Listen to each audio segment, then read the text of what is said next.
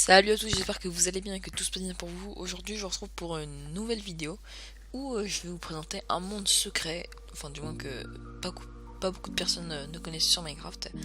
Donc pour l'ouvrir, il faut tout simplement aller dans créer un nouveau monde.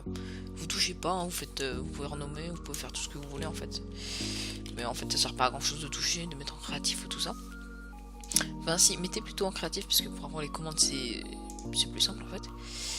Et comme vous le savez, ici, on peut changer de type de monde. Donc monde plat, biome vaste, amplifié, et on a personnalisé. Et c'est tout. On a que par défaut aussi. Et quand vous restez appuyé sur votre touche Shift, hop, et que vous cliquez, donc c'est toujours la même chose. Sauf qu'à partir de personnaliser, si on clique encore une fois, on a débogage. Vous faites terminer.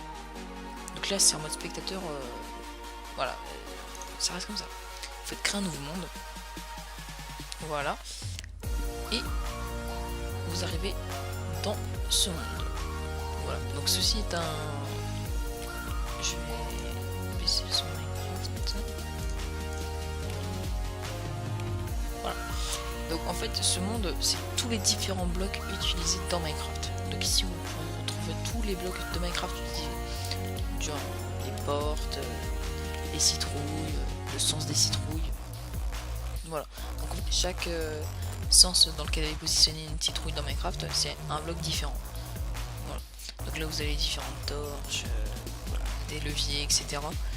Des blocs de diamants, on peut même retrouver des coffres. Et si par exemple vous mettez en game mode 1, voilà, et bien vous ne pourrez tout simplement pas casser tout ceci. Je sais pas si on peut. Voilà, on peut pas ouvrir les portes. Ça fait bugger. Et quand on tombe en bas, en fait, il y a plein de barrières invisibles. Voilà, donc, par contre, je vais enlever parce que ça va me faire bugger rapidement. Donc, vous avez des repeaters, on peut pas les utiliser. Mais c'est juste un exemple pour aider les développeurs à concevoir le jeu. Voilà. Et donc, ce qui est intéressant à voir, c'est que, regardez là-bas. Vous avez vu tous les différents types de feux. Et là, en fait, chaque feu est différent d'un autre. Genre, si vous regardez ce bloc là et un bloc je sais pas là-bas, voilà, c'est à peu près la même forme, mais pourtant c'est pas du tout le même bloc. Chaque bloc est différent. C'est plutôt énorme quoi. Et c'est pareil pour la redstone. Hein. Regardez. En fait, je vais vous expliquer pour le feu. Quand vous mettez un bloc de feu, en fait, vous pouvez rajouter sur les côtés. Enfin, imaginez il y a du bois autour, vous pouvez poser un bloc et hop, ça va enflammer tout. Et puis là, donc c'est à peu près la même chose.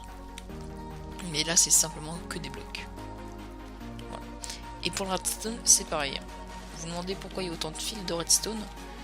Bah c'est simple, c'est qu'en fait, dans la redstone, il y a plein de fils différents. Genre celui-là, oui, celui-là, n'importe quoi. Mais ce qui est intéressant, c'est qu'avec la redstone, le fil de redstone, en fait, bah il est très court. C'est-à-dire, il est limité, quoi. C'est pas tout le temps le même circuit. Quand on l'allume, il reste pas tout le temps allumé sur une énorme distance. Non, le courant s'éteint petit à petit. Voilà. Et donc là, en fait, chaque bloc de redstone est aussi différent d'un autre. Et là, c'est pareil, hein, les leviers, les boutons, etc. Les boutons. Wow! Wow! Oh, ça a failli faire cracher mon jeu. Oula, j'ai pas compris ce qui s'est passé. Bon. Voilà. Bon, c'est avec ça, je peux pas faire de redstone, franchement. Oh là là. Il n'y en a eu qu'un seul bouton, mais par contre. Oh. Ça a failli faire cracher votre jeu. Si vous voulez faire cracher votre jeu, il n'y a pas de souci, vous appuyez sur le bouton. What? Non. Voilà. Vous avez même les boutons enfoncés comme ça. Je sais pas, je vais retester pour voir. Non, ça marche pas. Voilà. Pareil pour les leviers. Hein. C'est bien, t'as une ferme infinie de leviers. C'est cool. Bon, par contre, après, bonne chance pour arriver sur ce monde. Hein. Je sais pas si on peut mettre ce monde sur des serveurs, mais je trouverais ça assez cool. On pourrait faire, je sais pas, des jumps, etc. Ça peut être assez cool. Vous avez même des coffres de laine, voilà.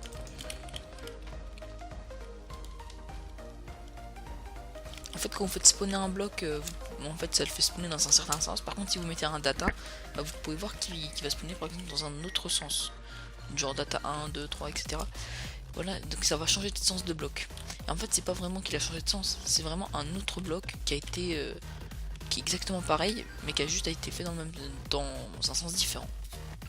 Voilà.